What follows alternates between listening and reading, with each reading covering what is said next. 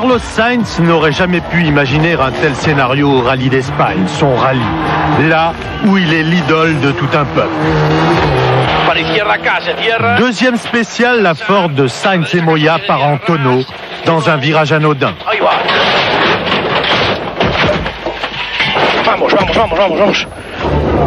En Espagne, c'est la consternation.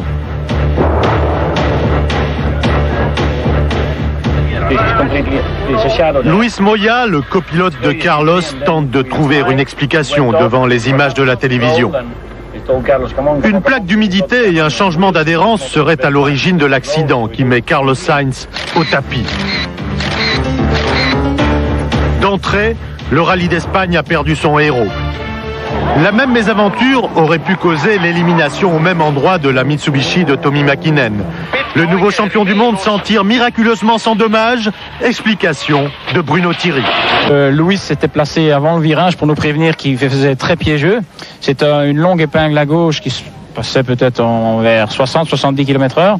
Et sur ce revêtement qui était très humide, et ils sont sortis là-dessus, ils sont partis en tonneau. La voiture s'est retrouvée perchée dans un talus. Mais le problème, c'est que je crois qu'ils sont retombés sur le capot moteur et ça a brisé les courroies de distribution.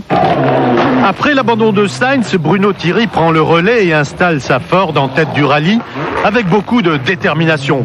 Pourtant, pour lui, les ennuis ne font que commencer.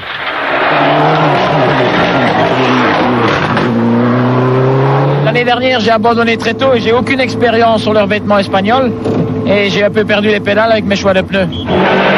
Piero Liatti, l'Italien de chez Subaru, profite de la moindre des opportunités pour ravir la première place au pilote de la Ford. Ainsi peut-il rejoindre l'arrivée de la première étape avec 3 secondes d'avance sur son rival après que celui-ci se soit planté dans le choix de ses pneus. Décidément, les Belges sont à l'honneur sur les routes de Catalogne et Freddy Loax se permet le luxe de devancer Macré d'1 seconde à la halte de Lloret de Mar. Mais Macré ne cache pas qu'il n'a pas encore produit son effort.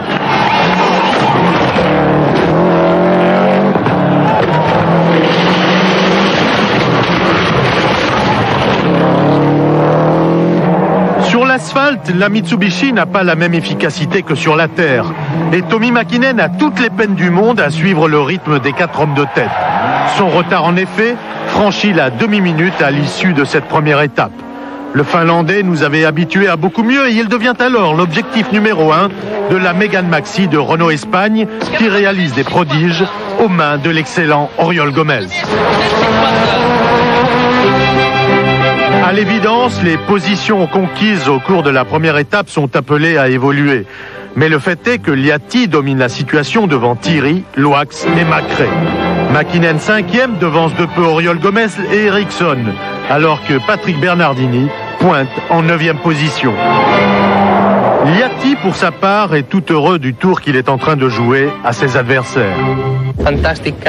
Fantastique voiture, fantastique pneu. Il n'y a pas de problème. Je saurai demain si je peux gagner ou non.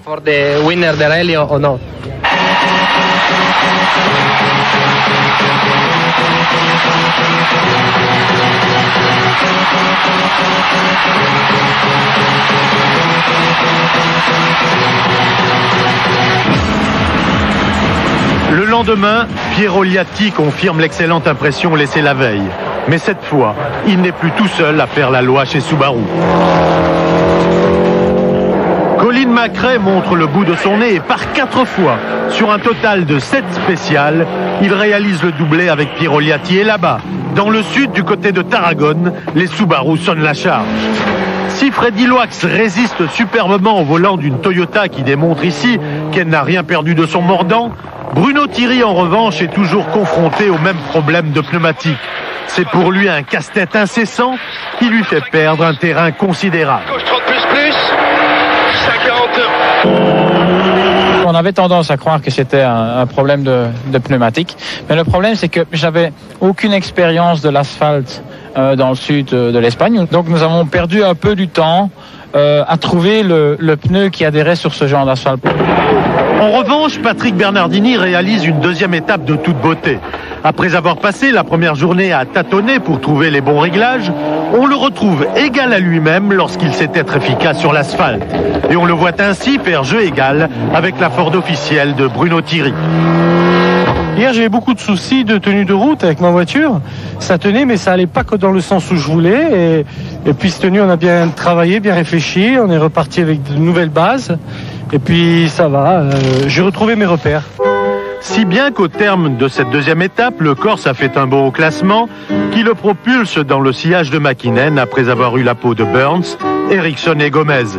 Liati conserve un avantage infime de 3 secondes sur McRae. Loax est 3e à 32 secondes. Thierry pointe à 46 secondes.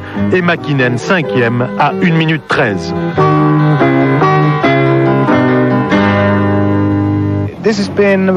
Ceci constitue une très bonne expérience pour le futur. Nous avons cherché différentes solutions sur l'asphalte pour les épreuves à venir. Et notamment, bien sûr, pour le Monte-Carlo. C'est très important d'avoir ces bases de travail pour l'avenir. Pour la 3e et dernière étape, le rallye revient en Catalogne. Et là, Colin McRae sort la grosse artillerie. Serein, calme, impressionnant de lucidité, il dicte sa loi avec une régularité de métronome. Pourtant, Liati résiste farouchement. Mais malgré lui, il est obligé de subir les assauts de l'Écossais qui grappille seconde après seconde à l'arrivée. L'Italien échouera à 7 secondes seulement de son rival.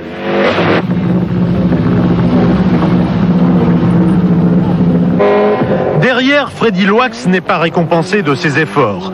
Handicapé par un moteur qui donne quelques signes de défaillance, il cède progressivement. On perd une demi-minute avec un petit problème de moteur. Les dernières 7 km, le moteur tourne sur 3 cylindres et on perd beaucoup de temps. Loax devient ainsi une proie facile pour Bruno Thierry, retardé pourtant par des problèmes d'embrayage, et qui s'empresse de s'installer à une honorable 3e place. Mais pour lui, les soucis sont ailleurs. 3,35 plus et 3. Le championnat du monde des rallyes s'engage dans une voie qui ressemble de plus en plus à la Formule 1.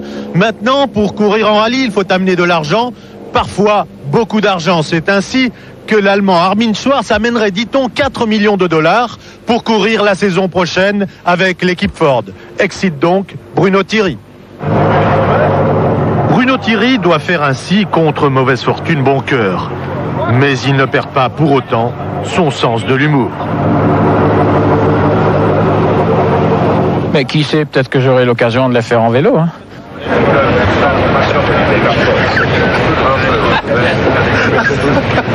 Pas vrai? À l'arrivée de ce rallye d'Espagne, McRae confond ses détracteurs et se rappelle au bon souvenir de ses adversaires. Il a fini par les user pour offrir le titre mondial des constructeurs à Subaru. David Richards a longtemps tremblé pour ces deux pilotes engagés dans un superbe affrontement, mais maintenant, il peut être fier de l'issue du combat. C'est le genre de dramatique qui fait le charme des rallyes. C'est comme ça que devraient s'achever toutes les épreuves, avec un dénouement d'une poignée de secondes à la fin de la dernière spéciale.